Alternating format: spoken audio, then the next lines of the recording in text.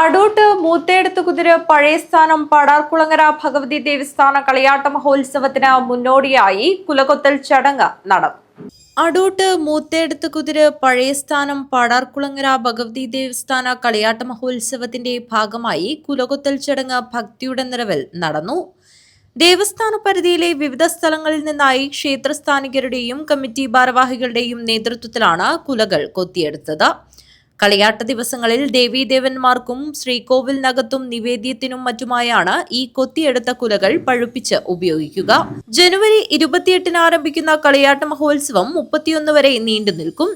അടൂട്ട് മൂത്തേടത്തുകുതിരി പഴയസ്ഥാനം ശ്രീ പാടാറുകുളങ്ങര ഭഗവതി ദേവസ്ഥാന കളിയാട്ടവുമായി ബന്ധപ്പെട്ട് ജനുവരി 28, 29, 30, 31 തീയതികളിലായി ദിവസമായി നടക്കുന്ന കളിയാട്ട മഹോത്സവം വളരെ ഗംഭീരമായി നടത്താനുള്ള എല്ലാ കമ്മിറ്റിയും പ്രവർത്തനം ആരംഭിച്ചു കഴിഞ്ഞിരിക്കുകയാണ്. ഇപ്പോൾ ഇന്ന് കൊലകൊത്തൽ 5-ാം തീയതി കൊലകൊത്തൽ നടന്നു. 14-ാം തീയതി കൂടുന്നത് 2 തിരുവുൾക്കാഴ്ചയുണ്ട്. ഒരു കാഴ്ച കൊല്ലൂർ വിഷ്ണുമംഗലം ക്ഷേത്രത്തിൽ നിന്നും മറ്റത് മാണിക്കോത്ത് കുന്നുമൽ തറവാട്ടിൽ നിന്നുമാണ്.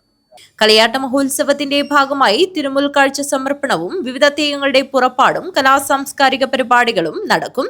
News bureau, Kanhangad.